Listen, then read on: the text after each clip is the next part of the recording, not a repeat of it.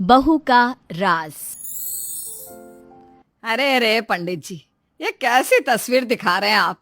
कहाँ मेरा बेटा शौर्य मक्खन और दूध जैसा गोरा, और कहाँ ये सारी लड़कियां।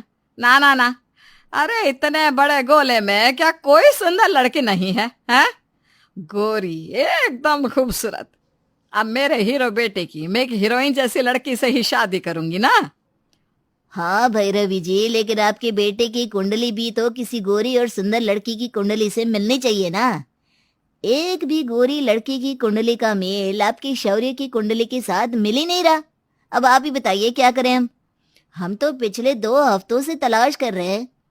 ठीक है, कोई मामूली बाजार का सामान नहीं खरीदना है, मेरे बेटे की शादी करानी है। कोई जल्दबाजी नहीं है, आपको जितना समय लेना है लीजिए, लेकिन लड़की एकदम गुणवान, खूबसूरत, गोरी, सर्वगुण संपन्न, पढ़ी लिखी और घर के सारे काम करने वाली हो, ना नुकर और नखरे वाली नहीं, ठीक है? जैसा आप कहे भैरवी जी, चलता हूँ। जय माता दी। जय माता दी। भैरवी अपने बेटे शौर्य के लिए एक गोरी और सुंदर लड़की की तलाश में थी। उसे हमेशा से ही अच्छे चेहरे और गोरी चीजें पसंद थी, और इसी के चलते उसने पंडित जी से लड़की चुनने के लिए कहा। रात में शौर्य जब दफ्तर से लौट आता है, तब खाना खाते वक्त पिता पुरुषोत्तम कहते हैं, अरे शौर्य बेटा, कैसा रहा आज का दिन? ठीक ठाक था पिताजी, थोड़ा स्ट्रेसफुल, थोड़ा लेजी। तेरे इस स्ट्रेस को ही तो भगाने के लिए तेरी शादी कराना चाहती हूँ मैं, जल्द से जल्द। मैंने पंडित जी से भी बात कर ली है। अब बस कोई सुंदर लड़की मिल जाए जिसकी कुंडली तेरी कुंडली से मिलती हो। माँ, मैंने आपको पहले भी कहा है कि मुझे शादी की कोई जल्दबाजी नहीं है। अभी अभी तो मेरा करियर शुरू हुआ है। I want to explore. मुझे और तरक्की हासिल करनी है और काम करना है माँ। अरे कल मुँह है, काम तो जिंदगी भर करता रहेगा, लेकिन शादी की उम्र रहते ही शादी कर लेनी चाहिए। अरे अभी शादी नहीं करेगा तो क्या बुढ़ापे में लाठी के साथ फेरे लेगा, हैं? बात करता है। चुपचाप ये फुल्का खत्म कर, और ये दाल भी। खाने पे कितने नखरे करता रहता है। 2 घंटा पसीने में गैस के सामने खड़े रहकर इतनी मेहनत करो, और फिर ये महाशय ऐसे मुंह टेढ़े मेढ़े करते हैं। न जाने कब मेरी बहू आएगी और इन सब से मेरा पीछा छूटेगा। 2 दिन बाद पंडित जी एक सुंदर लड़की का रिश्ता लेकर आते हैं, जिसकी कुंडली शौर्य की कुंडली से मिलती है। लड़की का नाम कोयल होता है और उसके माता पिता का नाम देविका और रामचंद्र। दोनों परिवार रिश्ता पक्का करने के लिए एक साथ आते हैं, और जब भैरवी कोयल को देखती है तो वो उसे देखकर पूरी तरह आश्चर्यचकित रह जाती है। कोयल ने खूब सारा मेकअप किया होता है। नमस्ते भैरवी आंटी। अब नमस्ते नमस्ते बेटा। वैसे तुम नैन नक्शे तो बहुत सुंदर हो, लेकिन तुमने इतना सारा मेकअप क्यों थोपा हुआ है? पक्का मेकअप ही है या घर का आटा लगा कर आई हो सच के? नहीं, दरअसल मुझे ना मेकअप करने का बहुत शौक है। बचपन से हीरोइन बनने का सपना रहा है, लेकिन बस पूरा नहीं हुआ। क्या हुआ भैरवी जी, पुरुषोत्तम जी, आपको कोयल कैसी लगी? हाँ शौर्य बेटा, तुम भी बताओ, क्योंकि हमारी तरफ से तो ये रिश्ता फुल ऑन पक्का है भाई। भैरवी कोयल को अच्छी तरह निहारती है, और फिर 1 मिनट तक सोचने के बाद वो अपना फैसला सुनाती है। ठीक है, हमें भी ये रिश्ता मंजूर है। चलिए मुंह मीठा करते हैं। शौर्य बेटा, तुझे तो कोई एतराज नहीं है ना? नहीं पापा, मुझे कोयल बेहद पसंद आ गई है। और फिर कोयल और शौर्य का रिश्ता पक्का हो जाता है, और उन दोनों की पूरे विधि विधान के साथ शादी होती है। शादी के बाद भी दिन भर कोयल अपने चेहरे पर मेकअप लगाकर घूमती रहती, और तो और हाथ पर भी मेकअप लगाती है। भैरवी को ये सब बातें थोड़ी खटकने लगती है। ये कोयल बहू दिन रात चेहरे पर मेकअप शेकअप लगाकर ऐसे क्यों घूमती रहती है? वो कोयल से ही पूछ लेती है। कोयल बहू, ये तुम 24 घंटे मेकअप लगाए क्यों रहती हो? अब तुम थोड़ी ना कोई फिल्म स्टार हो जो तुम्हें दिन के 12 घंटे वो शूटिंग करनी रहती है और मेकअप लगा कर ही रहना पड़ता है। माँ जी, अब मैं आपको क्या बताऊं, मेकअप के बिना मैं रह ही नहीं पाती। चाहे कितना भी कुछ कर लो। माना कि मैं फिल्म की हीरोइन, फिल्म एक्ट्रेस नहीं हूँ, लेकिन फिर भी आई लव मेकअप। मेकअप और मेरा रिश्ता एकदम अटूट है, पवित्र है, और मुझे और मेकअप को कोई अलग नहीं कर सकता। नेवर। मेकअप है तो जिंदगी है। अरे ये क्या बेसर पैर की बातें किए जा रही है ये लड़की। माँ, अगर कोयल को मेकअप करना पसंद है तो फिर उसे करने दीजिए ना मेकअप। कोयल के मेकअप लगाने से कोई प्रलय तो नहीं आ जाएगा ना। हाँ भैरवी, उल्टा तुम्हें तो सुंदर, सुशील और मॉडर्न फैशनेबल बहू ही चाहिए थी ना, तो फिर अब क्यों इतना वकीलों की तरह पेश आ रही हो। भैरवी चुप हो जाती है।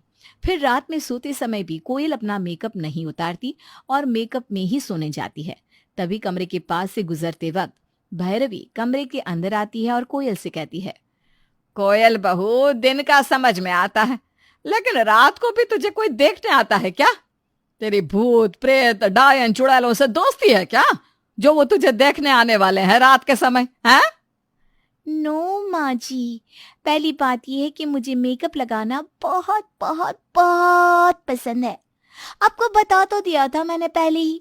और दूसरी बात ये है कि ये जो मेकअप मैंने लगाया है ना, वो बहुत एक्सपेंसिव है, महंगा है, और इसलिए मैं इसे इतनी आसानी से वेस्ट नहीं होने दूंगी। लगभग 4-5 दिन चलाती हूँ मैं एक मेकअप को, और फिर दूसरा लगाती हूँ। Full to full savings and all करती हूँ मैं। अब यही तो है एक सुशील सर्वगुण संपन्न बहू होने की टॉप क्लास गुण। यस और नो माँ जी? कोयल की इन बेतुकी बातों को सुनकर भैरवी का सर चकराने लगता है और वो बिना कुछ कहे चुपचाप वहां से निकल लेती है। भैरवी अपने कमरे में जाकर सोचती है, ये कोयल बहू की हरकतों में कुछ तो गड़बड़ नजर आ रही है मुझे।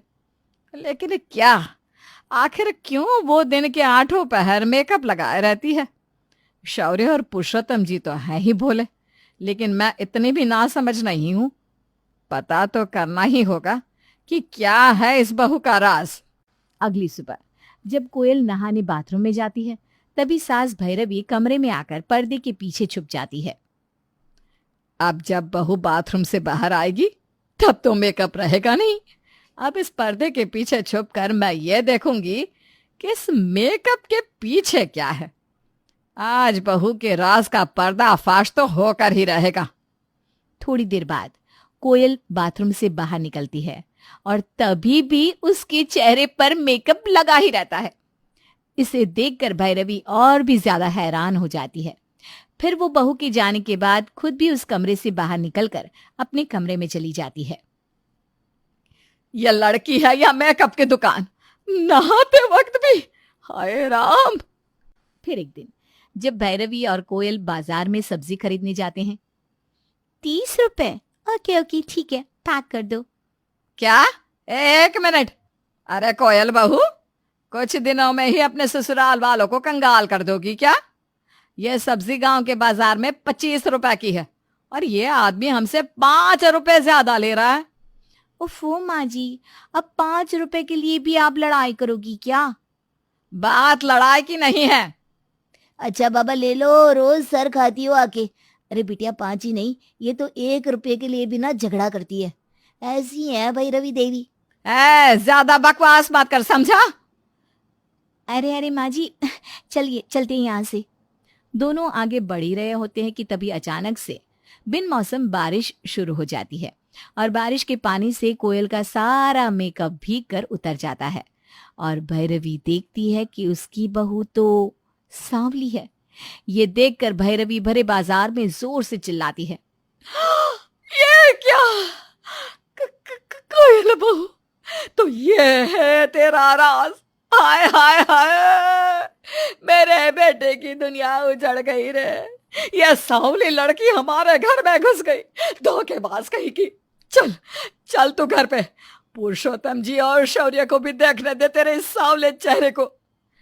भैरवी कस के कोयल का हाथ पकड़ती है और उसे खींच खींच कर घर ले जाती है। कोयल का सांवला रंग देखकर शौर्य और पुरुषोत्तम जी भी हैरान और भौचक्का रह जाते हैं। तभी रोते हुए कोयल सबसे कहती है, मैं जानती हूँ कि मैंने मेकअप से अपने सांवले होने का राज छुपाया, मैं और करती भी क्या। बचपन से सब मुझे मेरे सांवले होने के कारण चिढ़ाते थे और नाम रखते थे। स्कूल में, ट्यूशंस में, गली में, मोहल्ले में, जहाँ जहाँ मैं जाती हर जगह मुझे अपने सांवलेपन के कारण बुरा भला सुनना पड़ता, जिसकी वजह से मैं बहुत ज्यादा डिप्रेशन में चली गई। फिर उम्र के साथ जब बड़ी हुई तब से मेकअप लगाकर अपने सांवलेपन को छुपाती आ रही हूँ।